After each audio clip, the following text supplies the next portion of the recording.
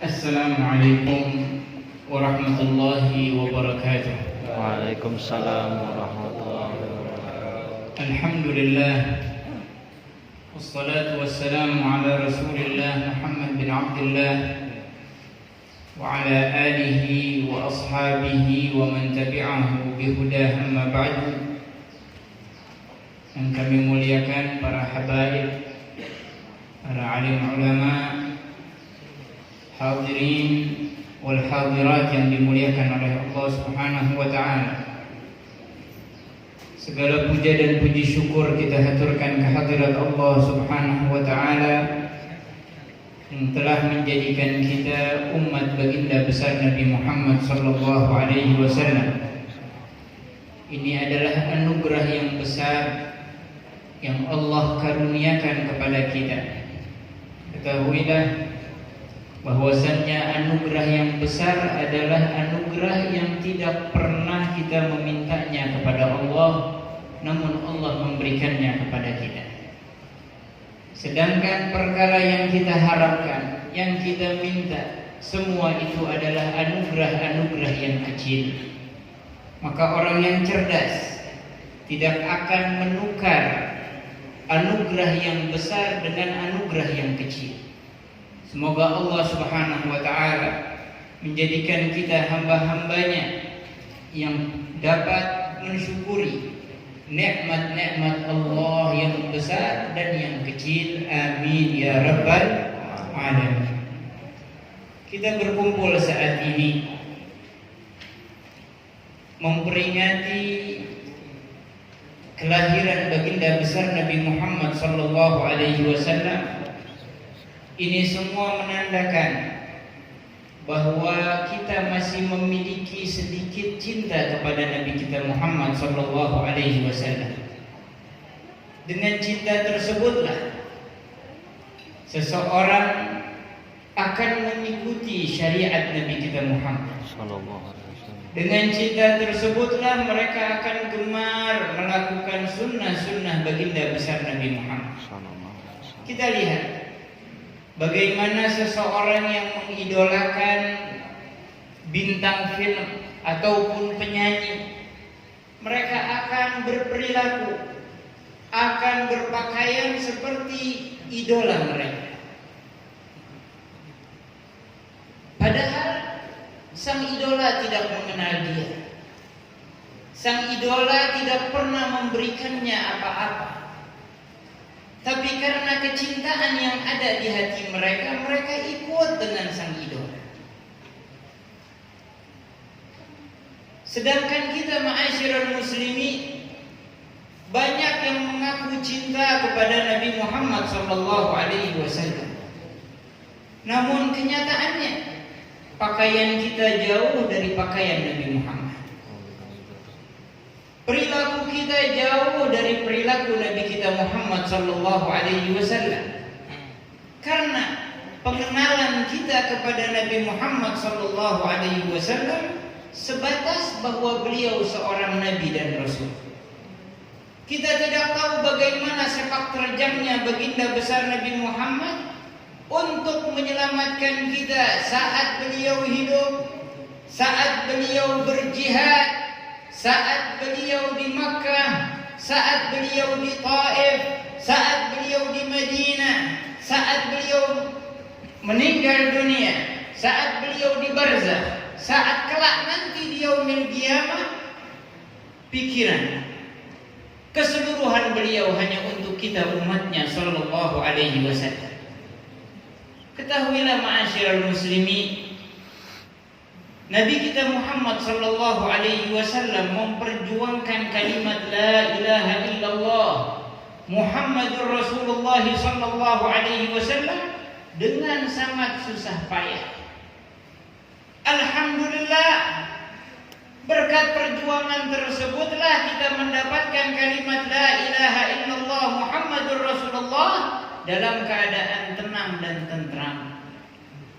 Tidak ada yang terancam satupun saat mengucap kalimat la ilaha illallah Muhammadur Rasulullah.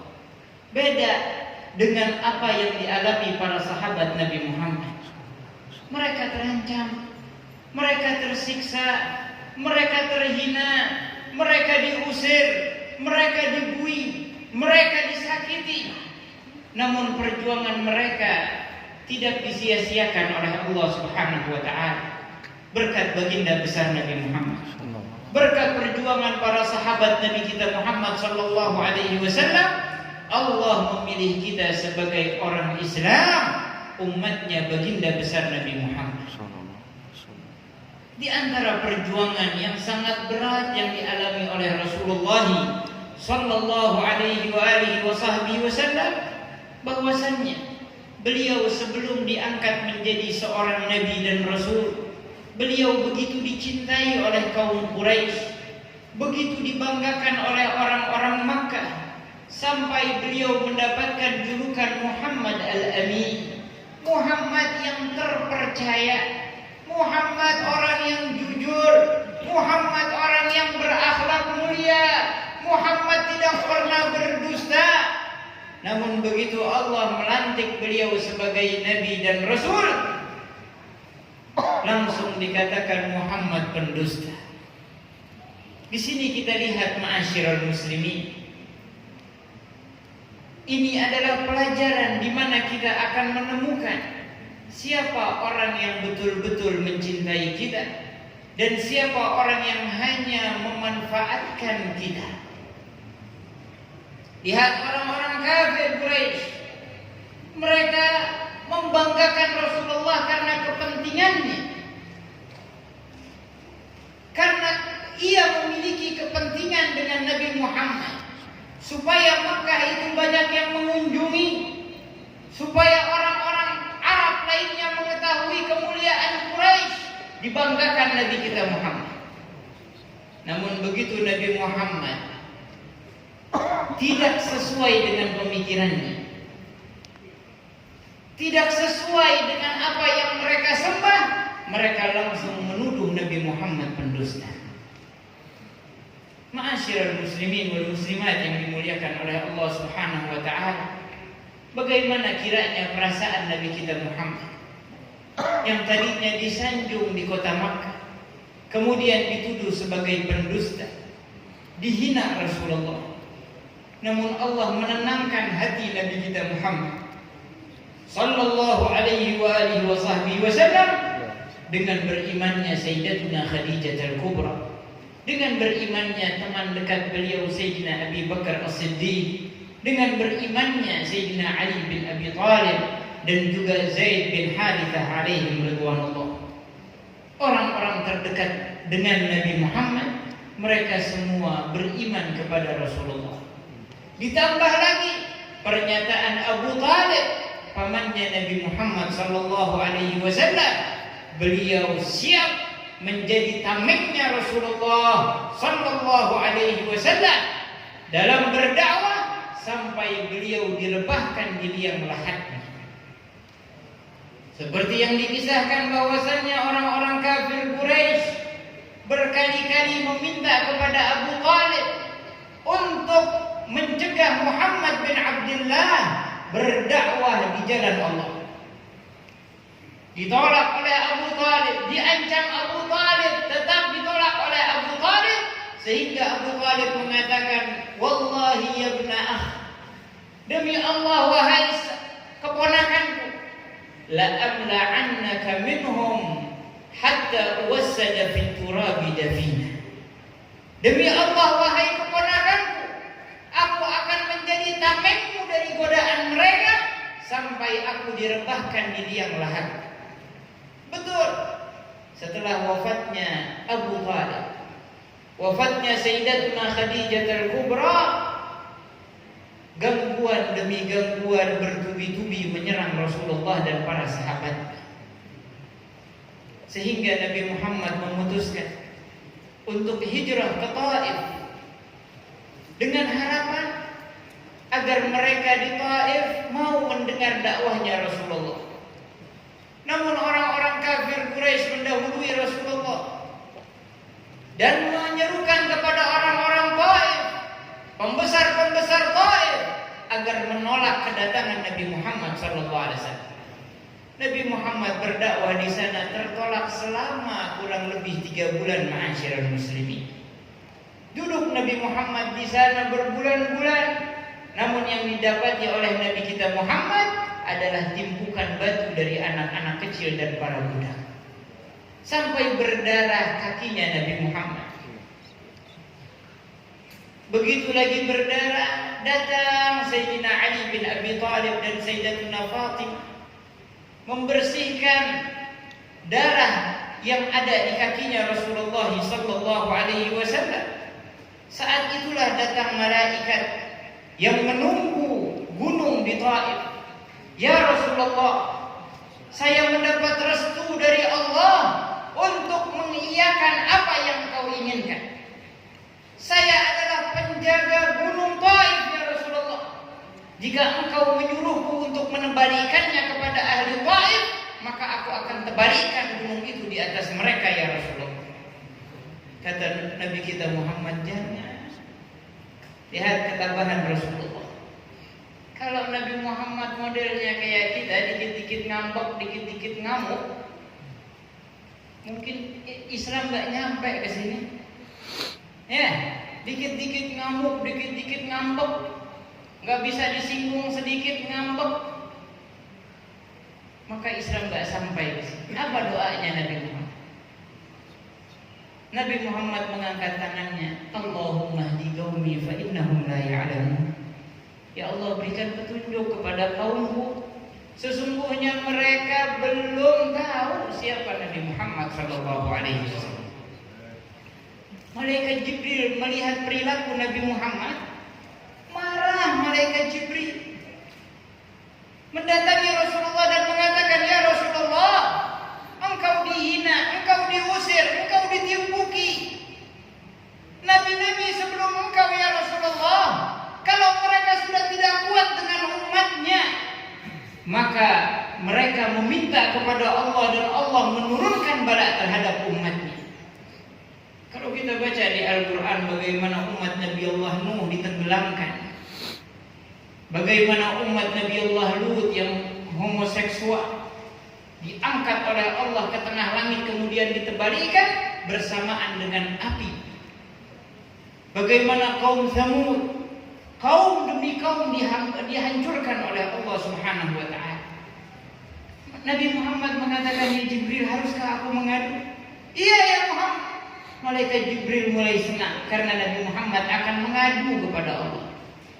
Tiba-tiba Nabi Muhammad mengangkat tangannya dan mengatakan, Allahumma inni ashku ilaika dha'fa quwwati. Ya Allah, aku mengadu kepadamu akan lemahnya kekuatanku, wa qillat hilati, dan caraku yang lemah ya Allah. Tidak menyalahkan umatnya sallallahu alaihi wasallam. Makanya Nabi Muhammad sallallahu alaihi wasallam dalam hadis beliau mengatakan, sesungguhnya para anbiya memiliki doa mustajabat dan aku menahan doaku untuk menyelamatkan seluruh umatku di yaumil qiyamah. Makanya beliau nanti satu-satunya makhluk Allah yang dapat izin untuk berbicara kepada Allah Subhanahu wa taala. Dan pertama yang beliau sebut saat itu ummati, ummati. Kita yang disebut sama Nabi. Ya, kita belum cinta sama Nabi, Nabi udah cinta duluan sama kita. Kita belum kenal sama Nabi, Nabi Muhammad udah kenal duluan sama kita. Nabi Muhammad gak mau satu pun dari umatnya masuk neraka, ma'asyiral muslimin. Kita manusia yang kagak punya hak berbicara di hadapan Allah nanti di yaumil qiyamah. Manusia yang gak tahu juntrungannya kemana, ke neraka apa ke surga, mengklaim fulan di neraka, fulan munafik, fulan ini, fulan itu. Siapa Anda?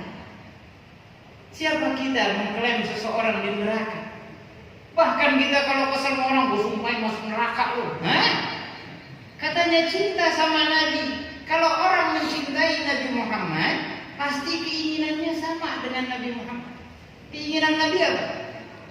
Ingin semua umatnya masuk surga.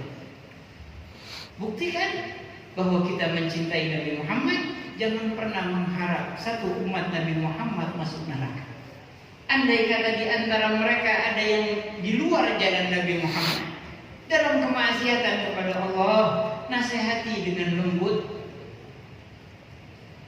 Kemudian sertakan dengan doa kita untuk mereka orang-orang yang di luar jalan Nabi kita Muhammad sallallahu alaihi wasallam. Dakwah itu lillah. Dakwah itu karena Allah. Lihat Nabi Muhammad. Dakwah ditimpukin, dakwah disakitin, dakwah dihina, dakwah diusir. Ada marahnya karena beliau tidak dakwah kepada dirinya, tapi dia mengajak orang kepada Allah. Kalau orang dalam dakwahnya marah-marah, orang dalam dakwahnya marah-marah, wow, nggak benar tuh, gue udah bilangin kagak nurut, gue, maka dia nggak jauh beda dengan iblis, nggak jauh beda. Karena dia mengajak orang untuk mengikutinya, bukan mengikuti Allah dan Rasul. Kita boleh membenci orang yang tidak taat dengan Allah, tapi bukan orangnya yang kita benci, tapi perilaku orang tersebut. Makanya Sayyidina Ali bin Abi Thalib karramallahu wajhah wa radhiyallahu ta'ala anhu wa ardhahu, beliau mengatakan habibaka hauna ma asa an yakuna baghidaka yawman. Hei kalian, kata Sayyidina Ali, cintailah kekasih kalian sekedarnya. Mungkin satu kali waktu nanti akan menjadi musuhmu. Wa baghidaka yawman, dan bencilah musuhmu sekedarnya. Ya, ada orang benci sama si A sama si B, mau dia berbuat baik nggak pernah dilihat. Ya, giliran orang yang ia cintai berbuat jahat dibela. Ma'asyiral muslimin. Itulah yang dikatakan oleh penyair, wa 'ainur ridha an kulli 'aibin kalilatun kama anna 'ainus sukhti tubdil masawi'. Mata yang ridha itu melihat kekurangan itu kecil. Ya, kita lihat banyak orang yang pro si fulan, pro si faldan, jagoannya salah dibela, mati-matian dia bela.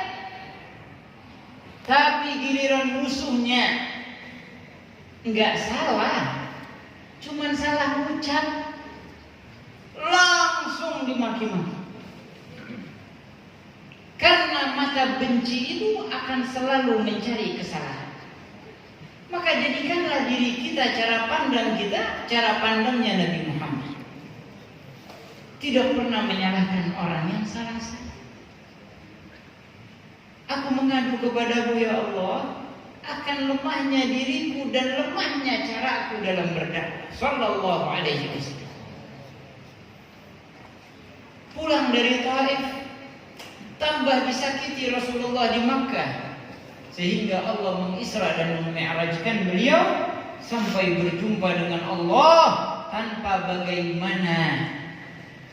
Gak boleh kita pikirin gimana bertemunya Nabi Muhammad dengan Allah, karena Allah laisa kamitslihi syai'. Pulang dari Isra wal Mi'raj, Nabi Muhammad panggil orang-orang kafir.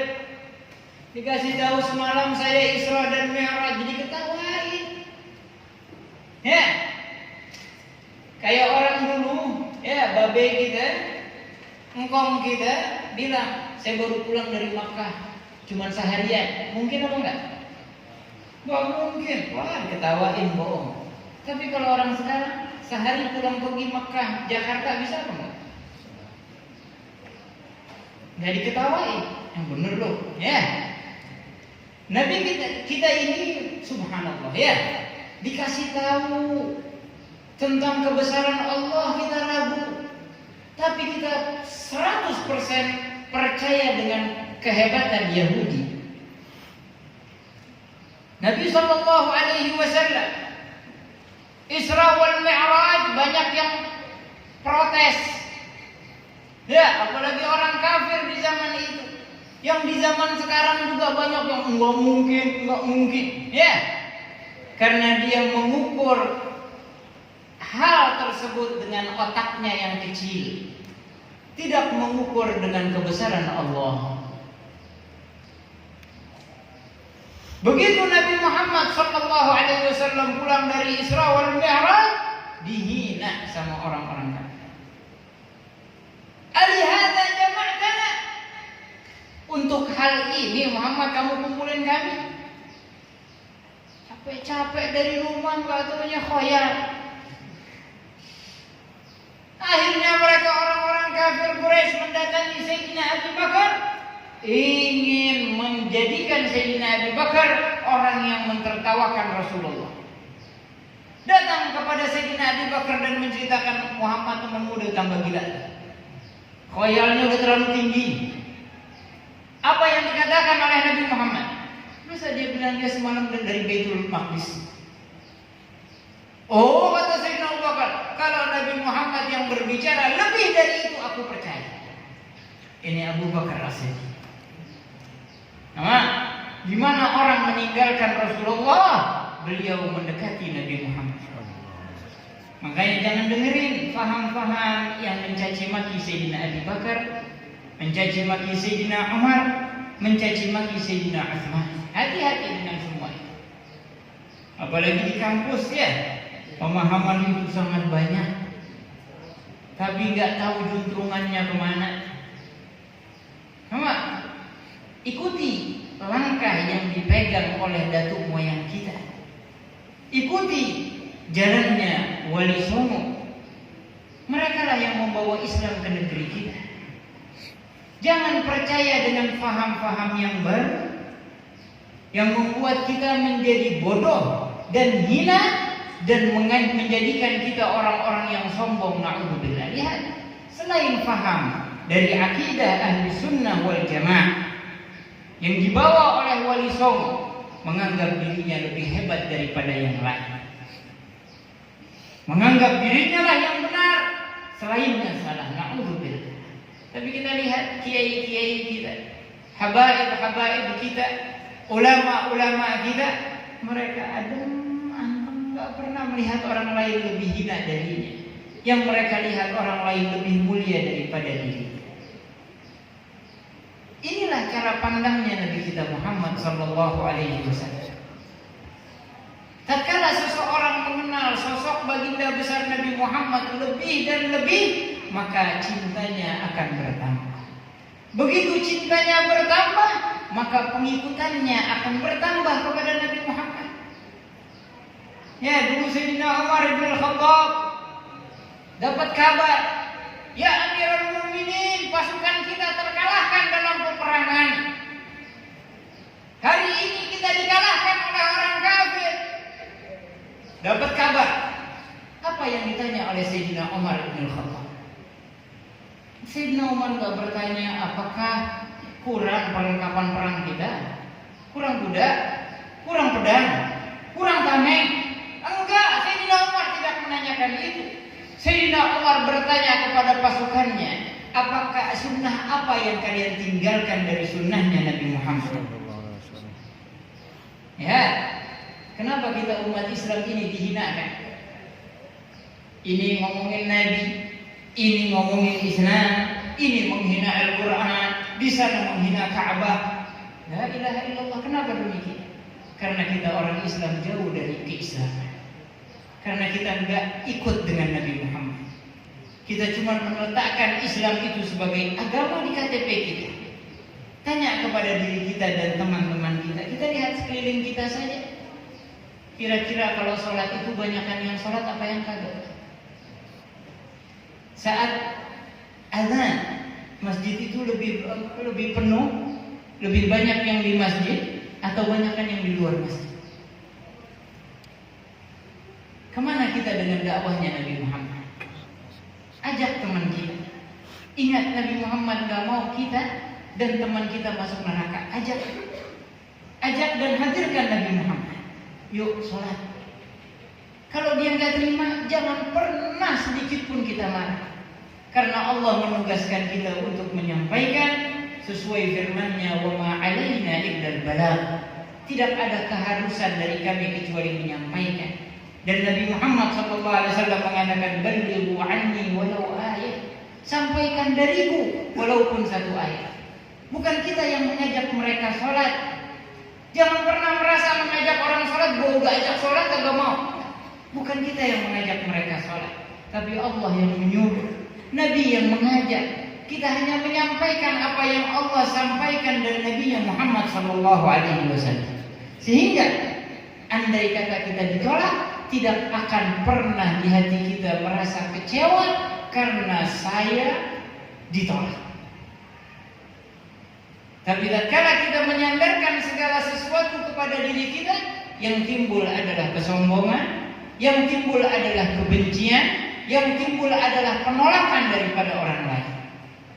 Karena kita mengatakan saya. Maka dari itu, ma'asyiral muslimin, cintailah Rasulullah. Pelajari sejarah Nabi kita Muhammad SAW. Ada orang bangga menjadi ahli sejarah Indonesia. Ada orang yang bangga menjadi sejarawan bagi negara ini dan itu. Tapi ketahuilah, bangga akan hal tersebut boleh-boleh saja, tapi manfaatnya kecil dan sangat kecil. Karena manfaat itu hanya tertulis di dunia dan tidak membawa keuntungan di yaumil qiyamah. Tapi tatkala kita mengenal sejarah Nabi Muhammad, kita akan mengikuti langkah Nabi Muhammad. Dan kalau kita mengikuti langkah Nabi Muhammad dengan cinta, jangan mengikuti Nabi Muhammad karena nafsu, karena cinta kepada beliau. Jangan kita pernah bangga pakai celana di atas mata kaki, mengatakan sunnahnya Nabi. Bukan seperti itu. Dari dulu para habaib itu miara jenggot apa enggak? Lihat di foto-foto, Habib Ali Hitam ada jenggotnya, Habib Abdullah bin Muhsin Al-Abbas ada jenggotnya. Ada yang pernah dulu ngejek Pak Jenggot. Kenapa? Karena mereka hiasi sunnah Nabi Muhammad dengan cinta dan akhlak. Lihat pakaian mereka, nggak ada yang di atas mata kaki, nggak ada di bawah mata kaki, semua di atas mata kaki. Tapi ada yang pernah pakaian cingkrang bilang? Nggak ada, karena mereka menghiasi sunnah Nabi dengan cinta dan akhlak. Tapi yang sekarang mengotori sunnah Nabi dengan keangkuhannya, mengotori sunnah Nabi dengan keegoisannya, sehingga semua itu membuat orang-orang yang tidak mengenal sunnah Nabi Muhammad mengejek sunnah Nabi Muhammad SAW. Terus apa sih faedahnya saya mengikuti Nabi Muhammad? Faedahnya cuma satu yang kita minta, mendapatkan cinta dari Allah. Allah yang mengatakan, "Qul in kuntum tuhibbunallah." Jika kalian cinta kepada Allah. Sekarang kita mungkin merasa diri saya bebas, hidup seenak saya. Tapi ketahuilah kita akan dipertemukan nanti, dipertanggungjawabkan di hadapan Allah. Apa kira-kira yang kita bisa bicarakan? Apa yang bisa kita katakan di hadapan Allah? Jangankan kita, Nabi Isa. Kamu Nabi Isa? Nabi Isa, Nabi, Rasul, ulil azm yang akan membunuh Dajjal nanti di akhir zaman. Apa yang terjadi saat beliau dipanggil oleh Allah? Nabi Muhammad menceritakan, nadal munadi liyaqum Isa bin Maryam. Akan ada panggilan yang memanggil untuk bangun Isa bin Maryam di'ardi 'ala Allah, untuk menghadap kepada Allah. Apa yang terjadi ma'asyiral muslimin? Betis dengan betis satunya nempel di kaki Sayyidina Isa karena takutnya dipanggil Allah. Enggak bisa berdiri Nabi Isa saking takutnya dipanggil sama Allah. Apalagi kita yang dibentak polisi gemeter, sok protes nanti di akhirat di hadapan Allah. Divonis sama hakim penjara 20 tahun, nangis.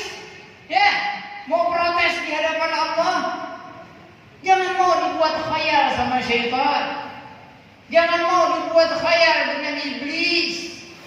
Karena memang mereka itu menginginkan kita jauh dari Allah Subhanahu wa taala. Ma'asyiral muslimin yang dimuliakan oleh Allah Subhanahu wa taala. Allah mengatakan, "Qul in kuntum tuhibbunallah." Kalau kalian cinta kepada Allah. Ya, kita ngaku semua cinta sama Allah, cinta. Allah minta satu syarat. Syaratnya siapa? Fattabi'uni. Ikuti aku. Siapa aku ini? Nabi Muhammad sallallahu alaihi wasallam. Enggak ada yang lain. Fattabi'uni yuhibbukum Allah. Kalau engkau sudah mengikuti aku, yaitu Rasulullah Muhammad bin Abdullah, maka Allah akan mencintai kalian wa yaghfir lakum dzunubakum. Kalau Allah ada cinta, semua dosa kita diampunin sama Allah. Nah, jadi jangan sampai rugi nggak dapat cinta dari Allah. Orang yang mencintai Allah beruntung. Tapi yang mencintai harus memiliki bukti. Ikuti Nabi Muhammad. Banyak dari kalangan non-muslim mencintai Allah, tapi mereka cintanya ditolak sama Allah karena tidak mengikuti Nabi Muhammad SAW. Makanya Allah dengan jelas mengatakan dalam Al-Quran, "Wa man yabtaghi ghairal Islami dinan falan yuqbala minhu." Siapa orang menginginkan agama selain agama Islam, maka tidak selama-lamanya tidak akan pernah diterima oleh Allah Subhanahu wa taala. Maka dari itu kita bersyukur, nggak pernah minta jadi orang Islam diislamin sama Allah. Kita bersyukur nggak pernah minta jadi umatnya Nabi Muhammad dijadiin umatnya Nabi Muhammad.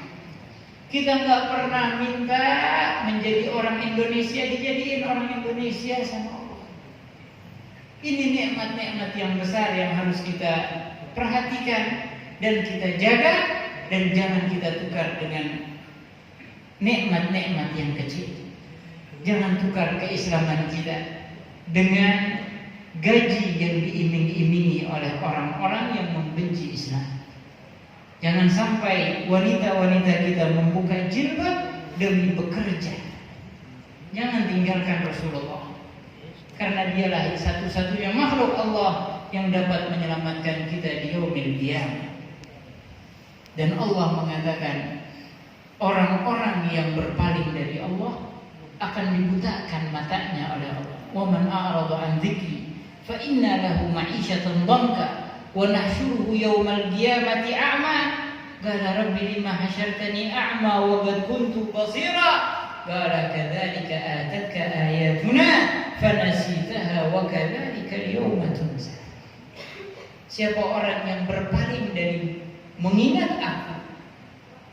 Mengingat di sini bukan sekedar memegang tasbih, tapi mengingat ajakan Allah, mengingat perintah Allah, mengingat larangan Allah, menjauhi segala yang dilarang oleh Allah, mengerjakan seluruh apa yang diperintahkan oleh Allah dengan menghadirkan niat untuk melaksanakan perintah Allah.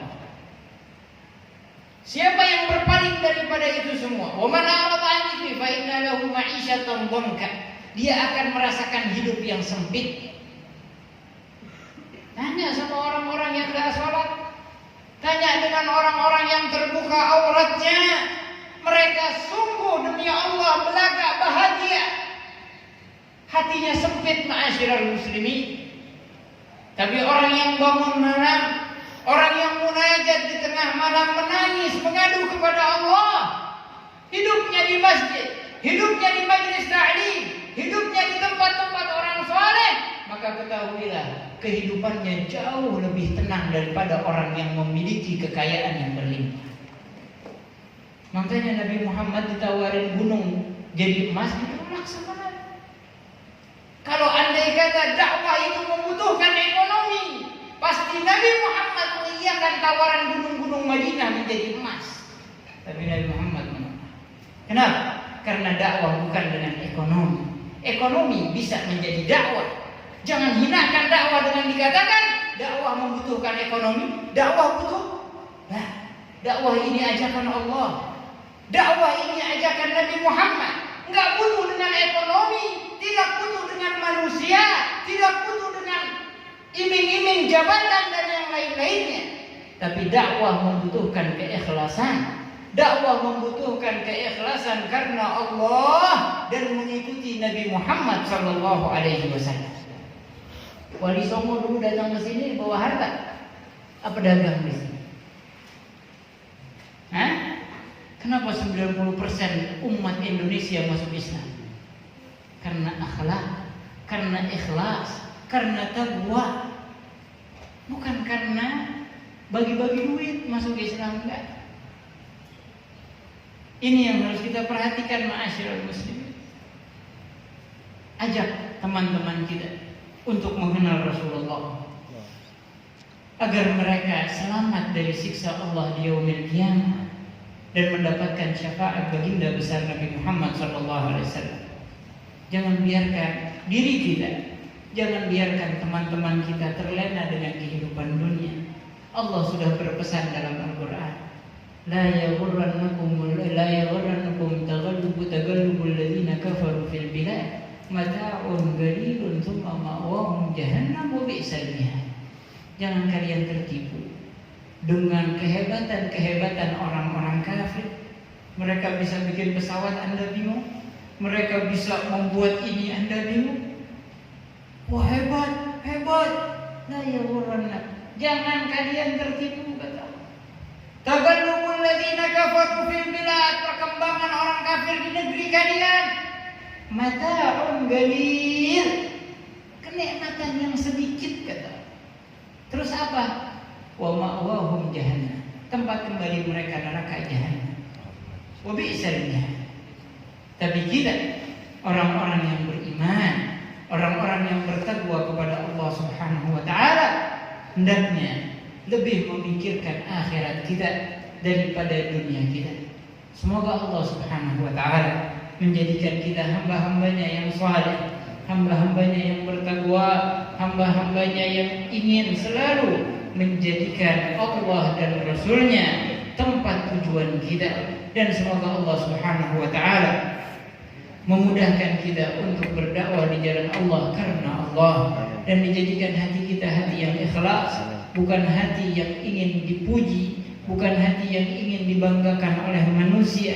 Dan semoga Allah menjadikan kita hamba-hamba Allah Subhanahu wa taala yang mengenal sepak terjang baginda besar Nabi Muhammad, menteladani akhlaknya Nabi Muhammad, menghidupkan sunnahnya Nabi Muhammad, menjalankan syariat Nabi Muhammad sallallahu alaihi wasallam. Dan semoga Allah menjadikan hati kita hati yang penuh cinta kepada Allah dan Rasulnya, hati yang cinta kepada para sahabat Nabi dan keluarganya, cinta kepada seluruh umat Nabi Muhammad sallallahu alaihi wasallam.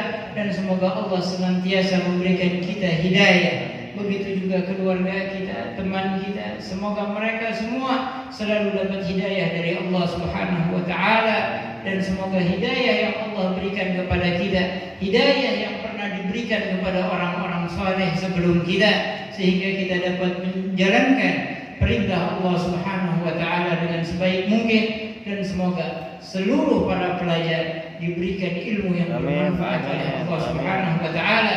Semoga Allah memberikan kita ilmu dunia ini yang ditemani dengan ilmu akhirat, sehingga kita melakukan amal perbuatan dunia ini yang kita iringi dengan perbuatan akhirat sesuai dengan syariat Nabi Muhammad, berbuah pahala yang besar di sisi Allah Subhanahu wa taala. Dan semoga Allah memanjangkan usia guru-guru kita, dosen-dosen kita, dan semua para guru-guru kita, baik yang dari kecil hingga kita dewasa, dijadikan mereka orang-orang yang selalu bermanfaat ilmu mereka, dan sehingga mereka yang telah meninggal dunia diangkat derajatnya oleh Allah Subhanahu wa taala, dan yang masih hidup semoga dipanjangkan usianya oleh Allah Subhanahu wa taala. Dan semoga Allah memanjangkan usia kita dan dijadikan kita sebaik-baiknya manusia untuk manusia, semanfaat-manfaatnya manusia untuk manusia, dan seberkah-berkahnya manusia untuk kaum manusia. Dan semoga Allah memanjangkan usia kita dalam taat kepada Allah, dan dimatikan kita semua dalam keadaan husnul khatimah, menyebut kalimat la ilaha illallah Muhammadur Rasulullah. Dijaga keislaman kita oleh Allah, ditambah keimanan kita oleh Allah Subhanahu wa taala, dan semoga Allah Subhanahu wa taala yaj'al jam'ana hadza jam'an marhuma wa tafarruqana min ba'dihi tafarruqan ma'zuma wa la yaj'al fina wa la minna wa la ilayna shaqiyan wa la ma'thuman wa la matrudan wa la ma'zura. Allahumma hdina bi hudak waj'alna mimman yusari'u fi ridhak wa la tuwallina waliyan siwak ولا تجعلنا ممن خالف أمرك وعصاك وصلى الله على سيدنا محمد وعلى آله وصحبه وسلم والحمد لله رب العالمين والسلام عليكم ورحمة الله وبركاته.